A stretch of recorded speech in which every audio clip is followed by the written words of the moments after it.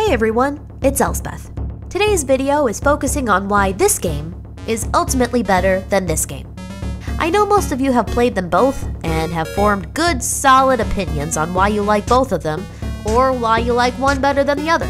Or maybe you're one of those people that played the fuck out of Ocarina of Time and put in Majora's Mask for 2 minutes and never touched it again. For shame.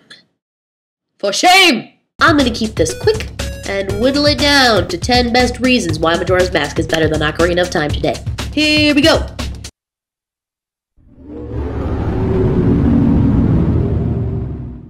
Number 10. Voice acting. I understand that while no one exactly speaks in the Zelda series, you do still have vocal cues. While Ocarina of Time definitely gave us a good sense of who the characters were through story, and some grunts here and there, Majora's Mask took it one step further and implemented a lot more character acting. Yeah, in Ocarina of Time, Ganondorf laughs, Zelda chuckles a bit, etc. But these were voices usually reserved for the main storyline and not just anyone you ran into. Majora's Mask pretty much gave a voice to nearly every character in the game, which let you pick up on their inflection and gave the conversation just a little more background. Number 9. The world, Termina, was huge. It seemed limitless without boundaries.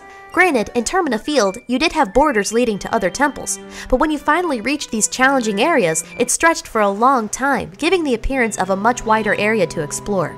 In Ocarina of Time, Lake Hylia was deep, but it ended somewhere. The lands of Majora's Mask used that key visual item, that the world was bigger than you were and that you would have to face the fact that you couldn't solve all its mysteries. Number 8. There was an agenda book.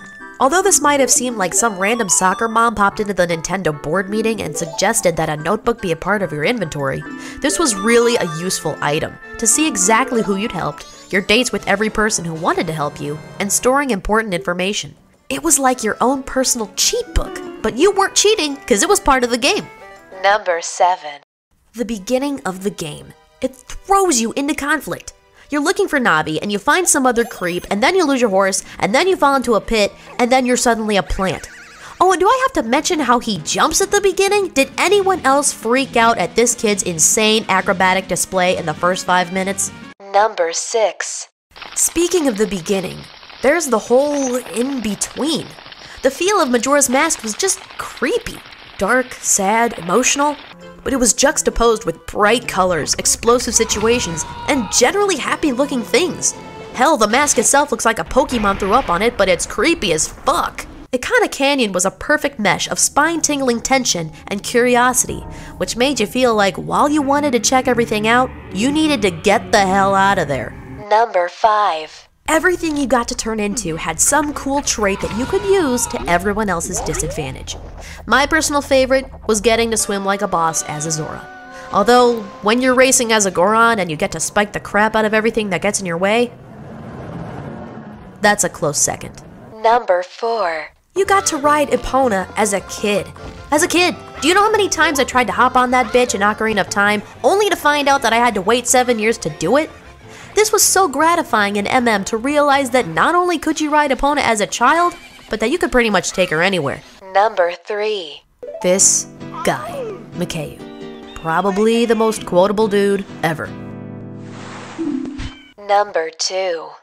The ultimate reward for doing everything right, being the ultimate sword of justice and truth, and collecting some pretty useless masks, was getting to be a god at the end of the game and destroying the final boss. Nothing was sweeter. Number 1. No matter what you did, where you were, or who you chose to do favors for, the world went on without you.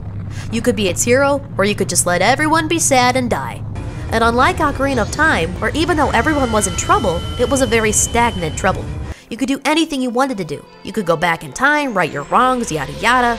What was most intriguing and novel about Majora's Mask was that you were on a time limit.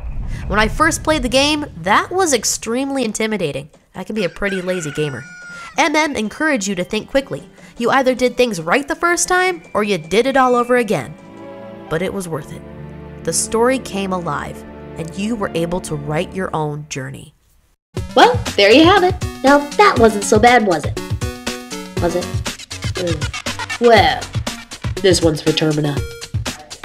I got some bros outside my apartment right now. Total bros.